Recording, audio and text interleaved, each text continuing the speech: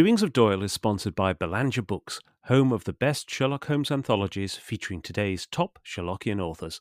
Belanger Books is the only authorised publisher of Solar Pond's mysteries, continuing the Sherlock Holmes legacy into the 21st century. Visit them today at belangerbooks.com.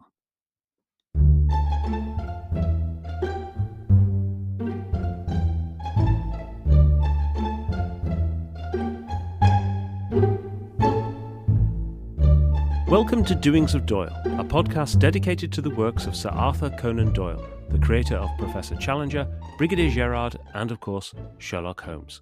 I'm Mark Jones. And I'm Paul Chapman. And together we'll be exploring Doyle's eclectic bibliography to understand more about the great man's life and work. We'll be discussing his fiction and non-fiction, the well-known and the obscure. And stopping by Baker Street along the way. You'll find out more at doingsofdoyle.com or follow us at doingsofdoyle.com on Blue Sky. Hello and welcome to episode 74. This month we're delighted to welcome to the podcast Anastasia Klimchynskaya. Anastasia is a scholar of 19th century literature, particularly science fiction, and is visiting assistant professor of English at Illinois Wesleyan University in the USA. She's presented widely on Sherlock Holmes, Jules Verne, Frankenstein and science fiction, and contributed to the Rosenbach Museum and Library's Sherlock Monthly webinar series. She's also the author of Science Fiction and the Modern World, a sweeping study of the emergence of science fiction in the 19th century, which has just been published by Liverpool University Press. Anastasia, welcome to the podcast. Thank you. I'm happy to be here. Thank you for the wonderful introduction. Hello, Anastasia, and we'll start the session with the question we tend to ask guests at the start is, how did you become interested in Conan Doyle in the first place, or what first introduced you to Arthur Conan Doyle and his wonderful world of work? Well, I love telling this story. So when I was, I think, in about 9 years old, I was an avid reader of Nancy Drew stories. And my mother decided, well, if she's going to read mystery stories, she should read some like real literature. And so she gave me as a present, as a elementary school graduation present. So for those in the UK, when you finish 5th grade, you graduate elementary school. As a present, she gave me a volume of the adventures and the memoirs of Sherlock Holmes so that I could learn to be a better sleuth.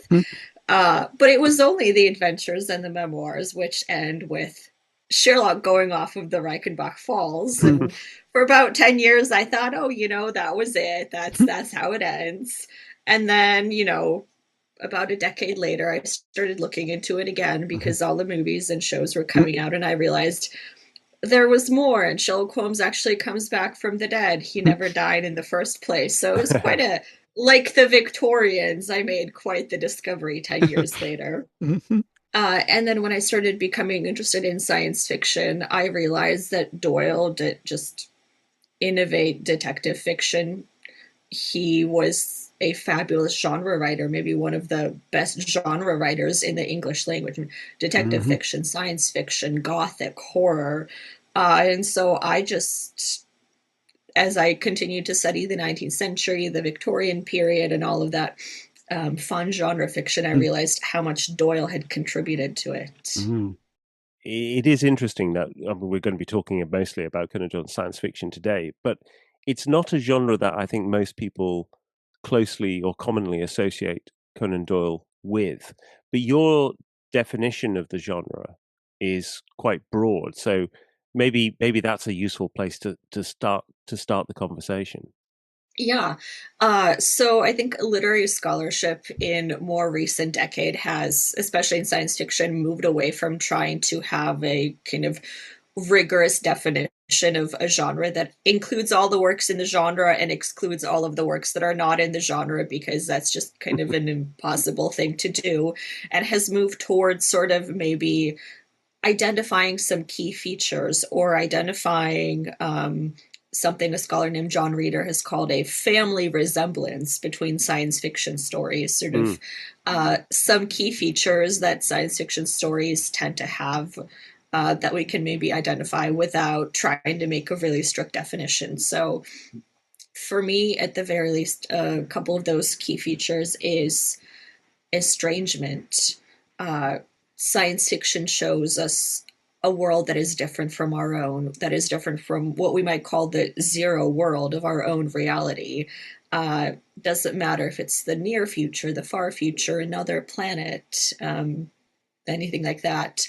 It estranges us from our familiar reality. That's one aspect. And another aspect I think is really crucial is something that another science fiction scholar named Darko Suvin calls the cognitive glance. And I can send you guys links so that you can put the names of these scholars in the podcast description if anybody wants to go digging. But what he means by that cognitive glance is not just a different, a strange world, but a kind of glance that is interested in how that difference came to be, that sees societies, mores, systems, institutions as fundamentally changeable and always potentially in flux, and that is really interested in the question of how did it come to be different, or how might it change or develop. So the difference is, it's not just a galaxy far, far away where things are different. It's how did that difference come to be? What is the source of it? And in your discussion of science fiction, your definition, you focus in on 5 authors in particular. And I was really struck in that 2 of those authors were Mary Shelley and Edgar Allan Poe, who are more commonly associated, well, not more commonly, but they are associated also with Gothic literature. And obviously Frankenstein is a jumping off point for both science fiction and Gothic literature. But what's the kind of connection then between science fiction as a genre and Gothic fiction? Well, I think that connection has always been there, as you mentioned, with Mary Shelley and with Poe. And I think one of the reasons why is because science and technology is so often they're about making the marvelous or the miraculous happen. They're about making things happen, realizing things that had previously been impossible. And very often that can lead to atrocious effects. There have been many, many instances in which scientific innovation, scientific experiments, new technologies have caused vast harm, vast destruction, vast horror, from kind of unethical medical experiments on unwilling participants to the atomic bomb, to so many different examples. And so that intersection with horror, I think, is really a way to think about the way that with our science and our technology, we can bring marvelous things into being. We can send human beings to space or to the moon, or we can cure disease, we can do wonderful things, but we can also realize the horrors and the monsters of our darkest stories through science and technology. And so there's that double edge of our science can bring to life the wonder of fairy tales, but our science can also bring to life the horror of Gothic and horror stories. I mean, we see from these 2 authors who've just been mentioned, I mean, we know they both were influential, one to a lesser extent on Doyle. I mean, Doyle had certainly, we know he'd read Frankenstein because he mentions it in his diary of the time he was on the Hope, on the whaling expedition. But particularly Poe. I mean, Poe's influence on Doyle cannot be overstated at all. But this is always considered more with the detective fiction. The Dupin becomes Holmes in a way. But do you see as well a link with Poe and Doyle's science fiction work? Yeah, well, I think the more interesting way to look at that is Poe and Doyle were both responding to a world in change. And so maybe and likely Doyle did read more of Poe than just his detective stories. But I think both authors were really interested in a world that was changing.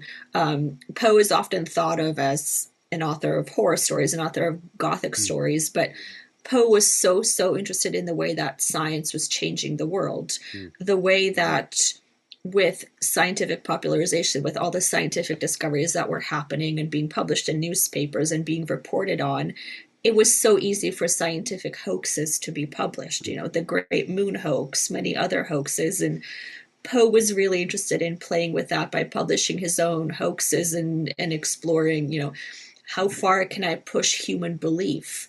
What is this world of wonder and discovery and innovation doing to our sort of capacity to evaluate whether this was indeed a new discovery that has been made or whether it's somebody making it up, right? This was a period when photography was allowing us to take photographs of the moon, when the telegraph allowed you to transmit information, I mean, in almost instantaneously, right? These wonderful innovations. And so when you publish scientific news in newspapers, how is a layperson supposed to be able to tell whether it's a real scientific innovation or it's a hoax? Because the world is full of marvelous discoveries. How do you differentiate the real marvelous discoveries from the made up marvelous discoveries? Poe was really interested in that, and really interested in that world of change. And I think the same is true of Doyle. Of course, you look at the Sherlock Holmes stories, and we all know how much Sherlock Holmes loves and uses the newest technologies, the phonograph, the telegraph, trains and train timetables, and early forensic science. So there's that thread, I think, running through both of them of being really interested in a world of change, a world of new discovery, a world where information circulates much faster, a world that is full of wonder. And how do you, as a contemporary educated person, live in that and make sense of that and tell apart the made up misinformation from the real scientific fact?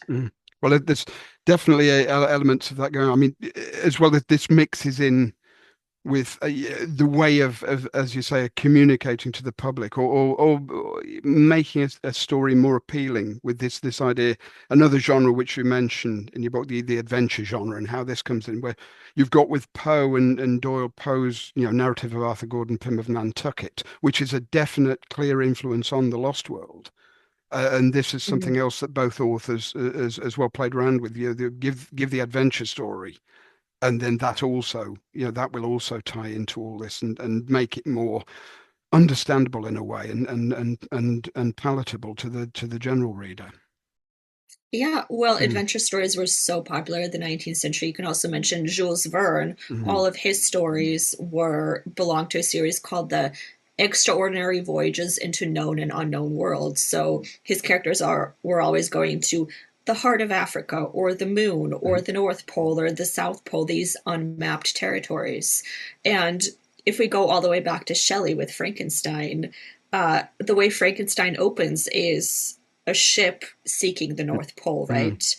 And there's a very clear parallel drawn between an explorer seeking the North Pole, Captain Walton, who wants to find the North Pole, and Frankenstein, who wants to discover the secret of life.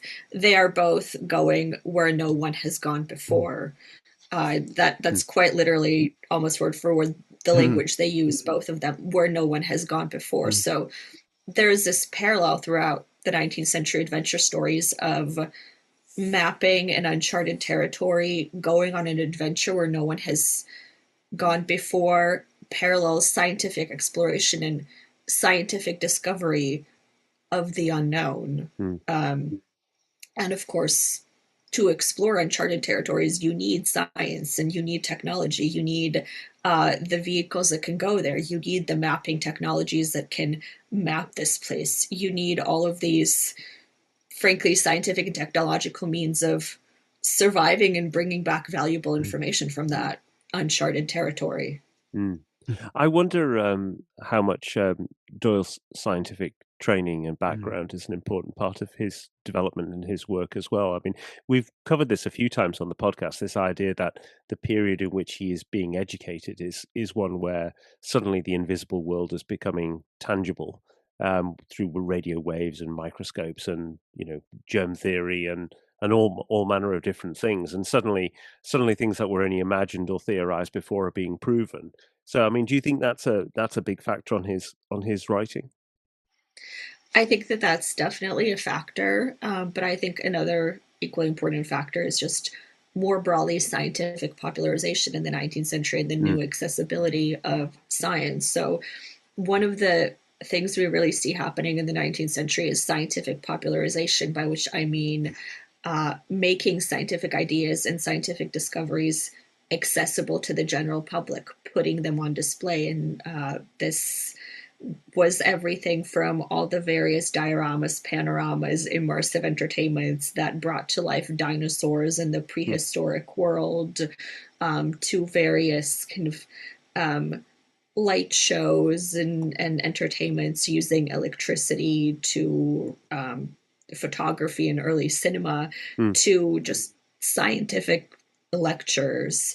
So many of the scientific authors or science fiction authors that I look at in my book, Mary Shelley, Edgar Allan Poe, and so on, they weren't scientists, but they were able to learn quite a bit about science because they would attend lectures, they would read things by scientists published for the general public. So the analogy today would be going to lectures by Neil deGrasse Tyson or Bill Nye the Science Guy. So that was important. But I do think it's important that Doyle got to dive deeper as a scientist, as somebody with medical training. I mean, he would have had a lot more hands-on training than just the average attending a lecture.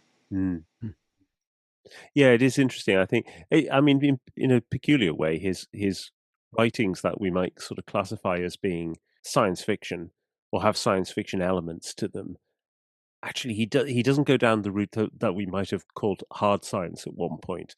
I think it's much more akin to magic, and that's another thing that you bring out in your book, is the connection between science fiction and magic, which I thought was a really interesting connection. Tell us a bit more about that. Yeah, well, let me start with a famous statement by a science fiction author named Arthur C. Clarke, who you may have heard of, who is the author behind 2001: A Space Odyssey, is one of the most renowned science fiction authors of the 20th century. And so he has this famous statement. It's called Clarke's Third Law of Science Fiction, which goes, any sufficiently advanced technology is indistinguishable from magic. And it's what he's articulating is this idea that essentially magic is just science we don't understand yet, that the things that seem like magic we will eventually be able to do with science.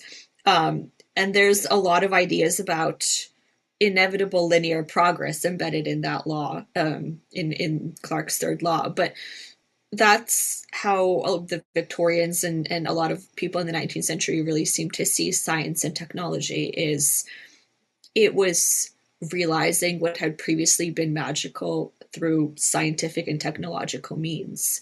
So to give the example of Frankenstein, it started as a ghost story writing competition. And most of the previous stories humanity had about coming back from the dead or creating life had been stories about the supernatural. So, Faust, or the shades Odysseus meets on his travels, or Shakespeare and the ghost of Hamlet's father. But in Frankenstein, you see that Ed coming back to life with science and technology. And Shelley's sort of very explicit in her references. If you're a contemporary reader, you can see all those references. So in a lot of 19th century science fiction, you get this sense that the characters are realizing with science and technology what previously was only possible through magic and the supernatural.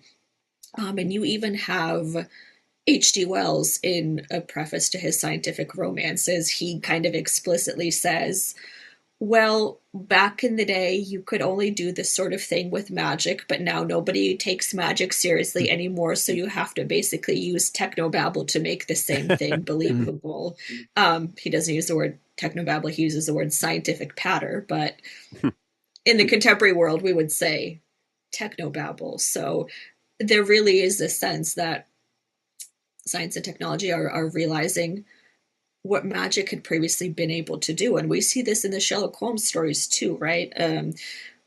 Think of how often Sherlock Holmes is called a wizard or a magician or the devil. There's that wonderful little episode where Sherlock Holmes uses a phonograph recording of of a violin concerto. And so I forget the name, I forget the story, but you'll be able to tell me. And so the Mazarin person he's Stone. trying, yes. Yeah, so he thinks that Sherlock Holmes is in the other room playing Mm. the violin, but really it's the phonograph recording, and Sherlock Holmes sneaks in and eavesdrops, and the antagonist in that story says, "Well, oh my God, you're the devil," and Sherlock Holmes kind of says, "No, I'm not the devil. It's just a phonograph. Like there's a technological and Mm. rational explanation for me being in two places at once," and that kind of thing is all over the Sherlock Holmes stories where somebody says it's magic, you're a wizard, it's necromancy, and Sherlock Holmes says, well, no, here's the rational scientific Mm. explanation. Here's the chain of deductions. Here's the Mm. piece of technology that helped me do the thing you thought was magic. Yeah, I mean, and Doyle himself was, I mean, he was very interested in the advent of technology, and he enjoyed playing with all the new toys. And it's interesting that you reference there with the Mazarin Stone, because he also does a story in which the japanned box, where the one of the characters, he I won't give the story away by saying what, but he has his dead wife's voice on the phonograph, Mhm. giving him instructions in life. So Doyle's very much into the, and there is almost a touch in that, as you say, of magic, and how this is going through. I mean, you again, you look at Frankenstein or Jekyll and Hyde, where the actual processes. The authors can skate over the scientific processes, and it becomes mixed in with supernaturalism and magic, and it's a wonderful blend, and done by the best authors. They get away with it. Yeah, they use scientific jargon, and it doesn't really matter whether the science is accurate. I mean, usually Mm. it's not, but it's this, what I call a performance of scientific rigor. Like they're throwing scientific jargon in it to make it seem scientific, to make it seem like we're living in this contemporary world full of science and technology now. So the things you've been reading about in fairy tales, well, this scientist character is doing it with science and technology. What kind of science and technology? Well, don't think too hard about it, but just believe that it might be possible Mm. because we live in a world where these kinds of things are becoming possible. Mm.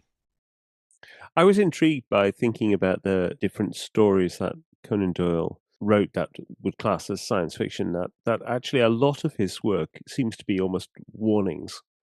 If you take even little things like the Doings of Raffles Hall, which actually has an alchemist. So going back Mhm. to this connection with Mm. magic, I mean the point of that is that actually he is successful as an alchemist, but his wealth becomes a curse. And Mhm. then the great Keinplatz experiment, you have an odd body swap experiment, um, which doesn't go entirely to plan. And then there's another one which is the Los Amigos fiasco, with a man who is executed at the electric chair only to gain immortality. And Mhm. this seems to be a big theme that comes out as well. This idea that as much as there is technological progress, it may come with a price for humanity.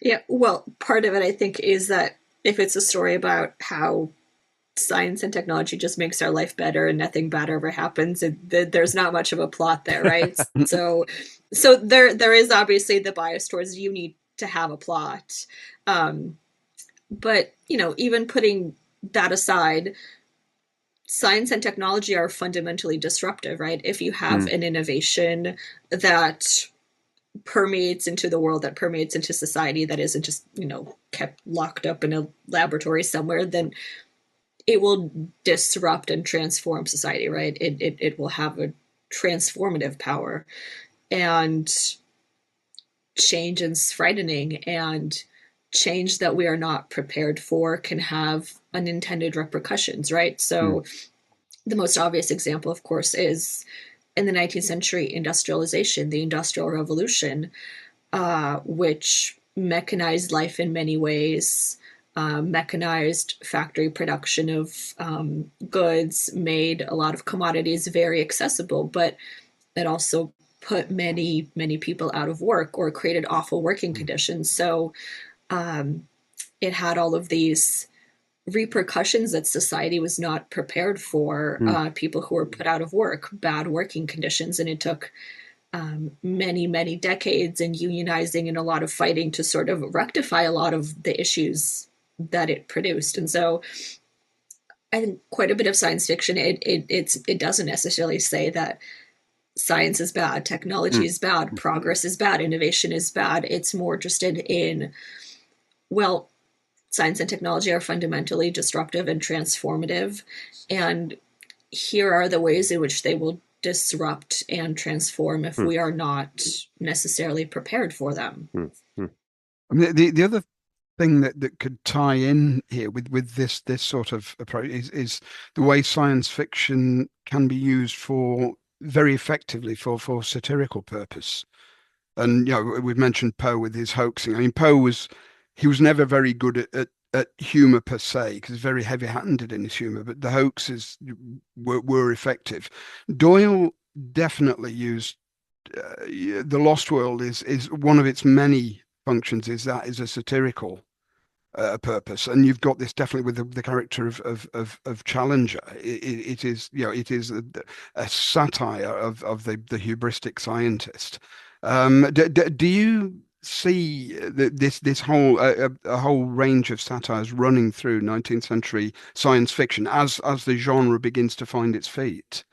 Yeah, well, science fiction has a very close association with satire, in part because so much of science fiction stems from 18th century satirical writing. So, in the 18th century, in the Enlightenment, there was quite very many satirical stories, often set on another planet, moon, star, somewhere far away, that would satirize existing European, human, American, French society. And by setting it on a different planet, but exaggerating certain features of existing society, you could have a kind of plausible deniability. And so when science fiction has stories set in a distant place or in the future, it takes from that. But also it's important to think about the way that often the way science fiction critiques the present is by taking present trends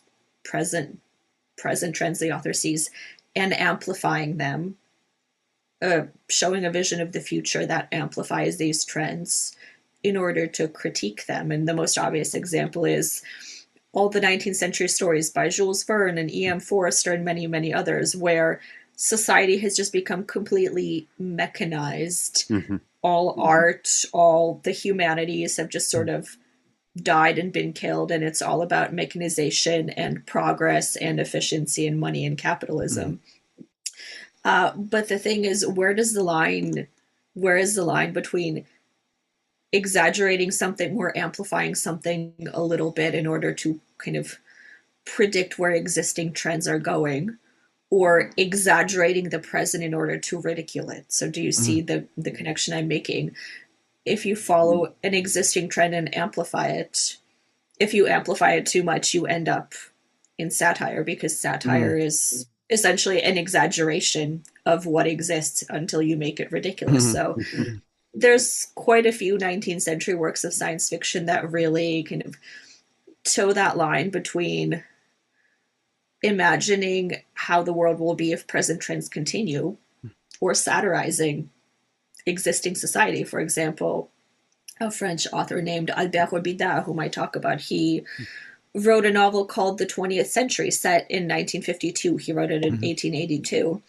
And one of the funniest things about it is, by 1952, France has decided they're just going to have a revolution every 10 years, like clockwork. Because in the 19th century, I mean, if you count the number of revolutions France had between 1789 and like 1870, there's like a dozen.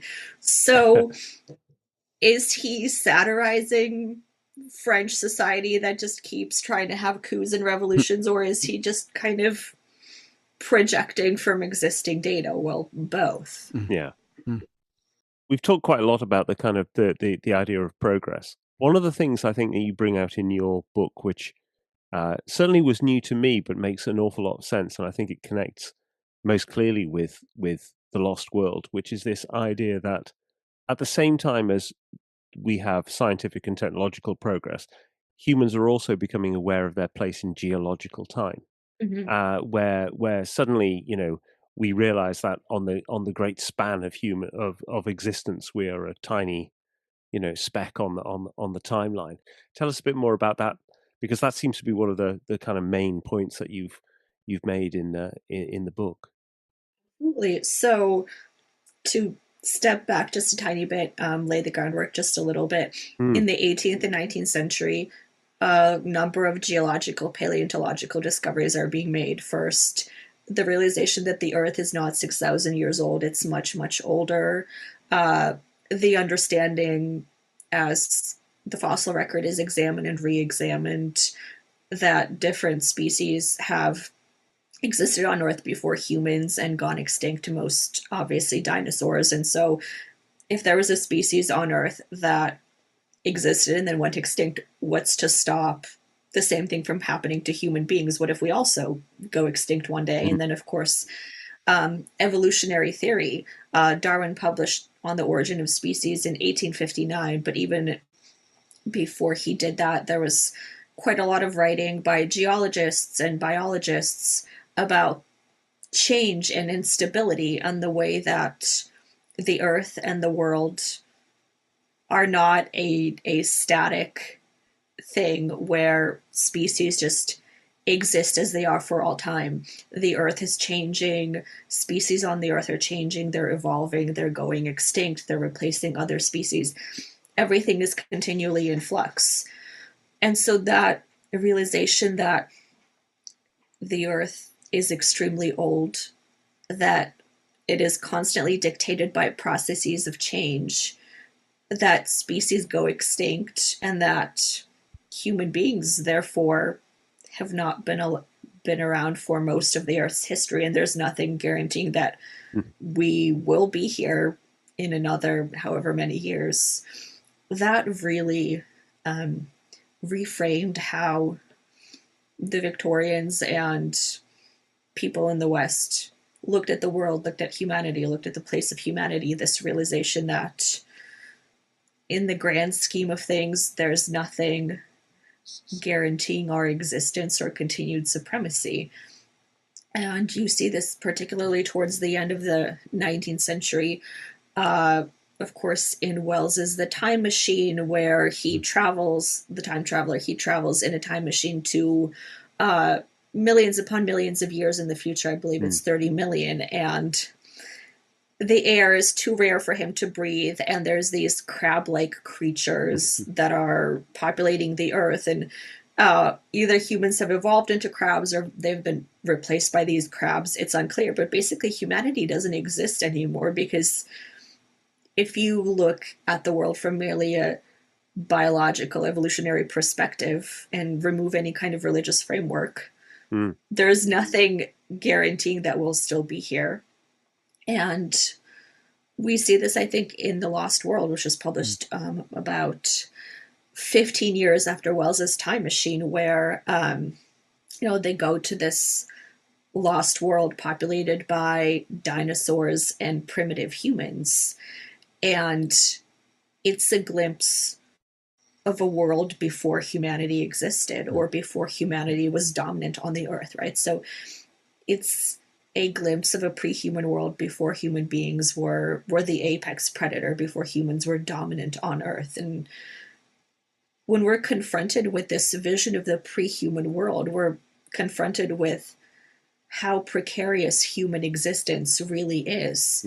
Because these three adventurers, Professor Challenger and Maple White, right, they have to fight these dinosaur creatures and these primitive beings, and they barely survive, right? They barely make it out alive.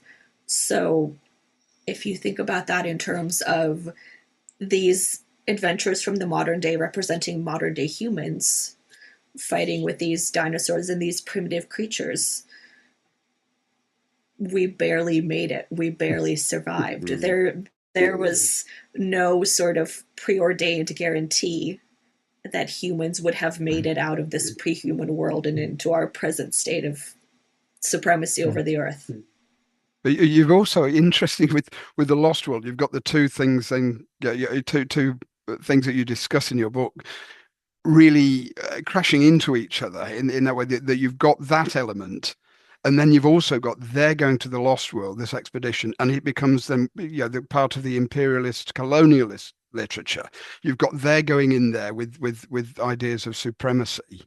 They, as you say, they manage to get themselves out, but you also at the end of it, you have this kind of weird bittersweet ending where Mm. they've loved being in this different place, this unspoiled place, but they're going to come back. You specifically have this with Roxton and Malone.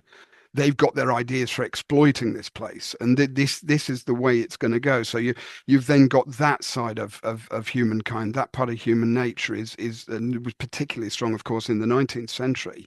That they're going to come back, and they're going to colonize this place, and they're going to ruin it. Yeah, I mean, that's kind of a fault line that I think runs through so much 19th century science Mhm, fiction that my book kind of centers on. mhm, On the one hand, this sense that with all of this science, technology, innovation, progress happening in the 19th century, this sense that humanity is now doing with science and technology what could only previously be done with magic. There's a sense that humanity is supreme on earth. Humanity is conquering the natural world. From the Western perspective, mhm, we're mapping every inch of it. We're dominating the invisible world with microscopes and x-rays and electromagnetism. But on the other hand, at the exact same time, we are making all of these scientific discoveries that human beings are actually insignificant in the grand scheme of things, mhm, that we evolved to take this supreme place on earth essentially through chance, and there's nothing guaranteeing that we'll be around in another 100 years, 1,000 years, million years. And I think so much 19th century science fiction and other works as well really uh, interrogate and deal with that tension of, on the one hand, this desire to dominate and this belief in the human capacity to um, dominate the natural world with quasi superhuman powers. But on the other hand, this anxiety about our insignificance, right? Mm. Uh, for example, in The Lost World, there is that colonial imperial project. They go into this uncharted territory in South America with their guns and their all modern day technologies and kind of these characters. They're white male representatives of the British Empire penetrating into this uncharted territory. But on the other hand, again, they barely make it Yeah. alive, and they get to see a glimpse of a time capsule of the earth when human beings as we know them today weren't even really around. mhm. So that imperial and technological might and progress is being confronted with a vision of the world when we didn't matter, when we barely even Mm. existed. And you bring in there Paul. You brought in there the connection to imperialism. There's also in your book you talk about the connection between science fiction and national identity as well. How it becomes a kind of a way of reflecting national imperatives, and that struck me as being really interesting as well. There's a late Challenger story called "The Disintegration Machine," which sort of positions a great scientific discovery as being something that might fall into the wrong hands as a kind of technology that must be taken by the British so it doesn't fall to I think it's the Russians in that one. Um, and but yeah, so that business about national identity seems to be something that you brought out as well in the course of the book. Mhm. Yeah, well, technological progress so often it doesn't happen in a vacuum. It happens because nations are interested in scientific and technological development in order to continue to maintain their supremacy. Mm, In the 20th and 21st centuries, we see that through, for example, space exploration in the space race.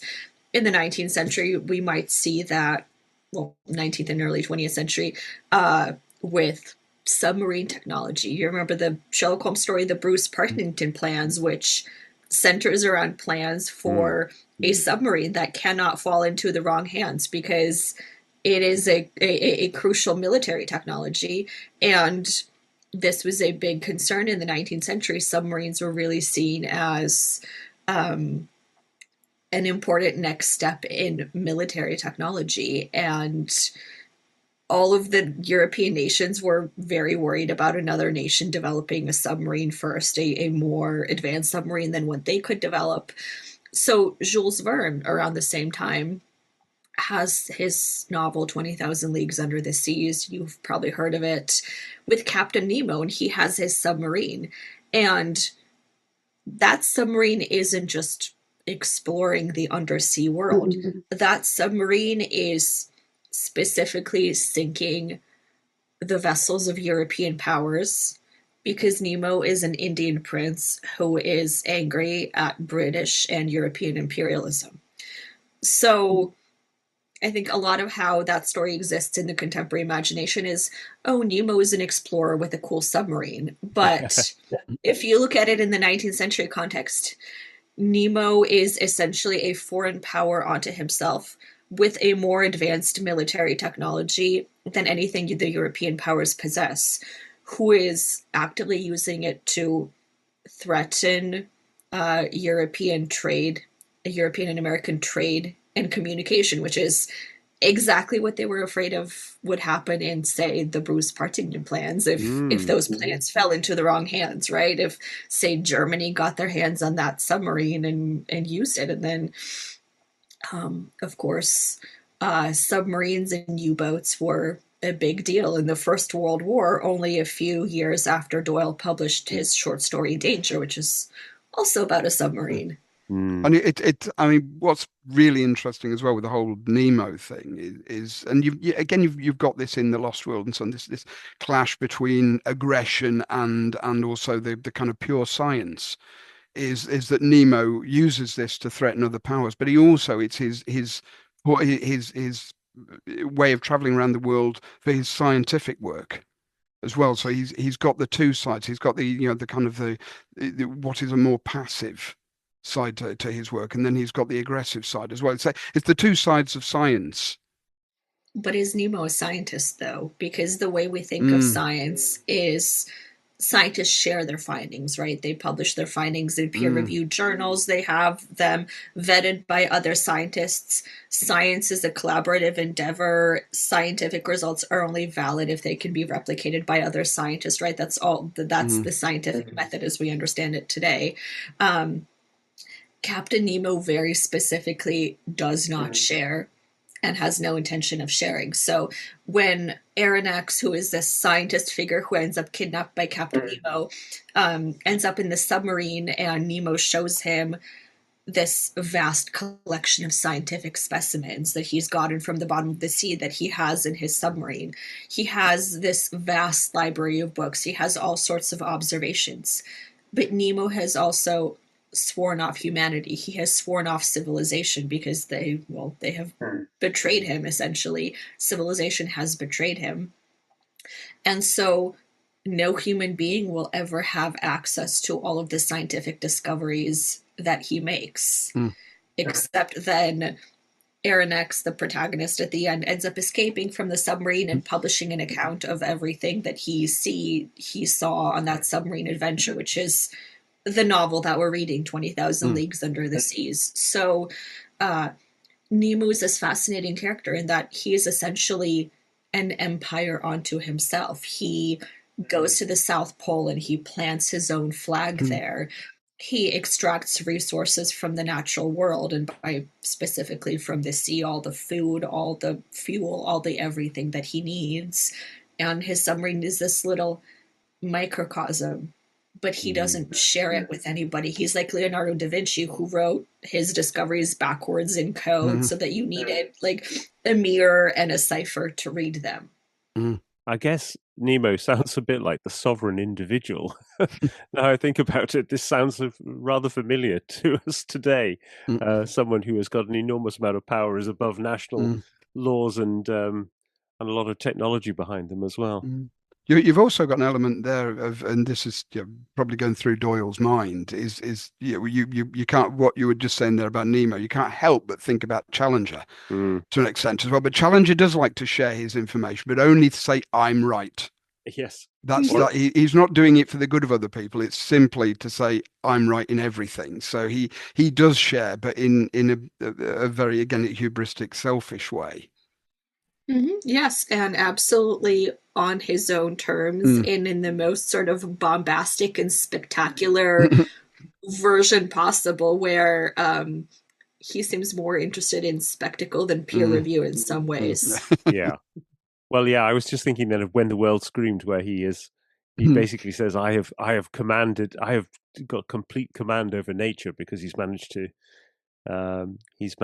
penetrate the Earth's core and reveal that actually the Earth is a giant entity of some kind. Which sounds exactly like Frankenstein, who said he wishes to penetrate into the recesses of nature, or rather that's Frankenstein's mentor who says that, but Frankenstein then sort of takes this as his reason for being. So all of these scientist characters in the 19th century who want to conquer nature, who want to penetrate into the recesses of nature, who embody this understanding of science as a means of conquering nature. It's not just about, observing and learning more. It's specifically about dominating and bending it to our use and to our will. And there's a lovely irony as well, obviously very deliberate with Doyle, with When the World Screamed, that Challenger is drawn to the narrator, not only for his expertise in artesian well drilling, but the fact that he's called Peerless. Yes. And that name attracts him. There's just a lovely play going on there. Yeah. Yeah. We've talked quite a lot there about the connection to the sort of rational and the technological discoveries, but I'm just wondering also about science fiction and religion. Conan Doyle's last novel was The Maracot Deep, which is probably the one that owes as much to Jules Verne as anything. But actually, it's a kind of strange, spiritualistic, theosophical story which mashes up with science fiction. And what's the relationship between science fiction and religion? Because religion's also coming under an enormous amount of change in the 19th century, and this is a really complicated picture. Yeah. And I think it's too complicated to reduce to sort of one answer, but a big part of it is about human beings playing God. We've heard of this idea that the scientist plays God, and we get this in quite a bit of 19th century literature, this idea that, well, if with science and technology human beings access new powers that are quasi-supernatural, we can very much play God in a way. And if you read, for example, Frankenstein, I mean, the language there, he's animating the lifeless clay. He's the modern Prometheus. I mean, when I say Frankenstein plays God, I'm not just sort of like reiterating a cliche that everybody says. So that's explicitly in the text. What happens, yeah. Exactly. And if you read Wells is The Island of Dr. Moreau, so if you fast forward almost 100 years to the 1890s, he's also playing God, because he's trying to create man. I mean, he's creating these man beasts through vivisection, but essentially he's trying to play God. He's trying to create man, except that instead of trying to replace God, he's trying to replace evolution. And Wells is this interesting theology where Moreau says, well, I'm essentially trying to do in 10 years what evolution did in 100,000 or in 10,000. So we do have this theme throughout the 19th century of kind of scientist figures doing through scientific means things that are not just supernatural, but things that are divine. Where that had previously been understood as divine, creating life, resuscitating the dead, playing with that divide, that boundary between life and death. I mean, it's interesting with this question as well, Mark, with the whole religious idea with Doyle. I mean, we've discussed many times about Doyle's own spiritual life and so on, but with the science element, you've got two stories within a very short time: The Maracot Deep and When the World Screamed, where God is almost irrelevant in When the World Screamed, but in The Maracot Deep, religion just pervades it completely, and you get a literal appearance from the devil. So is this? Yeah, are you seeing a lot of this in science fiction of this period, Anastasia?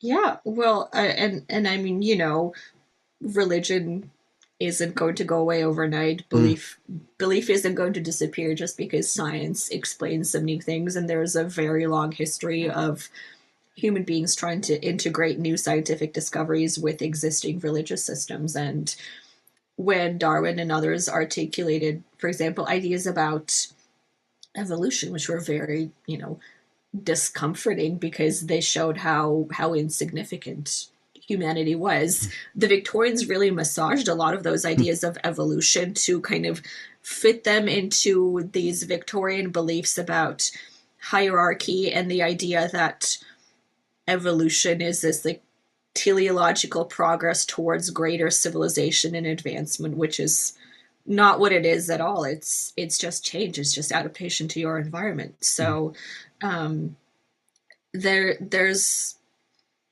a lot of characters who, especially scientists, who are playing God in the 19th century, but there's still quite a bit of literature that is, mm, um, you know, full of the supernatural, full of devils and mm, demons and spirits and gods and, Mm. mm. uh, faith and religious belief and supernatural tales are not going to go anywhere just because we make scientific discoveries. Mm. Mm. Mm. Well, look, I mean, I think we're getting close to the end of our interview with you, Anastasia. So I just wanted to wrap up with a final question, if I may, which is Conan Doyle's place in the story of science fiction. Because I mean, we've talked about a number of connections to the themes that you've raised in your book, but where does he sit? I mean, should we be thinking of him more as a science fiction author? Well, so my answer to that is well, I do absolutely think Doyle should be appreciated for the variety of his work, not just Sherlock Holmes. Not that I don't love Sherlock Holmes, but Doyle was such an interesting and prolific author. As I've said earlier, one of the greatest genre authors, maybe in the English language, definitely one of the greatest in the 19th century. So we should definitely, I think, be thinking about his work more broadly, and people should read more of his work than just Sherlock Holmes. Um, but the way I approach it is I look at science fiction as sort of a record, a seismograph, a kind of a fossil of new beliefs about humanity's place in the world in the 19th century. So to me, Doyle sits right alongside Verne and Wells and Hobida and all of these authors who are essentially capturing how the world changed, capturing a new way that human beings looked at the world in the 19th century as a result of geological and evolutionary discoveries and industrialization and new communication technologies and all sorts of Mm. new ideas that Mm. were essentially accumulating but also circulating because of all of these new communication technologies, because of how cheap print became, because Mm. of Mm. how the telegraph allowed information to spread essentially. Mm. Brilliant. Mm. Look, this has been great, Anastasia. Mm. Thank you so much for your time, and congratulations on the book. Thank you. It's a Mm. really interesting read. We hope it goes really well for you. Thank you. And thank you. This was a wonderful conversation. No, it's been great. Thank you, Anastasia.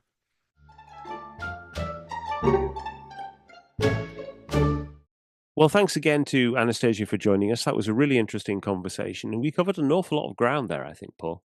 Oh yeah, it's a good gallop through the world of 19th century science fiction, and we managed to cover there with quite a wide range of authors, which was really good, and put Doyle within context. Mm.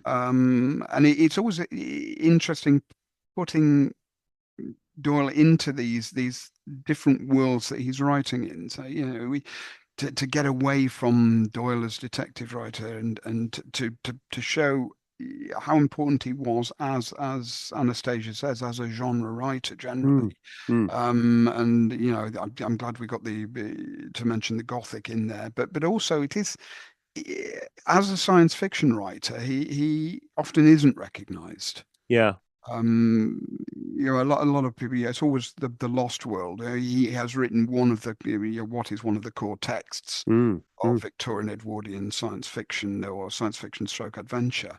mm. And it's great to mention some of the other stuff as well, and just to put him in that wider context. Yeah, I think so. And also, it's a good opportunity to think again about the work that we might classify as science fiction by Conan Doyle, which is so varied. So you have things from, as we were saying, the alchemist in Doings of Raffles Hall, through to Professor Challenger standing astride the world, almost quite Yes. literally in Yeah. when the world screamed, and a theosophical view of Atlantis in between, which is borrowing from Jules Verne. I mean, it's and also Sherlock Holmes with the scientific detective. Yeah, indeed. Mm. So that was great, and thanks again to Anastasia for joining us. If you want to find out more about Anastasia's book or get some of the links to some of the works that we've referenced in the podcast today, then please check out the show notes, which you'll find at doingsofdoyle.com. And you can also find out there how to become a patron or a sponsor of the podcast. So, Paul, what are we looking at next month, which will be our 75th? Oh, absolutely. It's actually very appropriate to what we've been discussing today, where we've been mentioning Poe and Stevenson, because next time we'll be discussing one of the most important milestones in Conan Doyle's early literary career, J. Habakkuk Jeffson's statement. Great. Wonderful. Well, I look forward to talking to you about that, Paul. So until then, it's goodbye from me. And goodbye from me. Goodbye.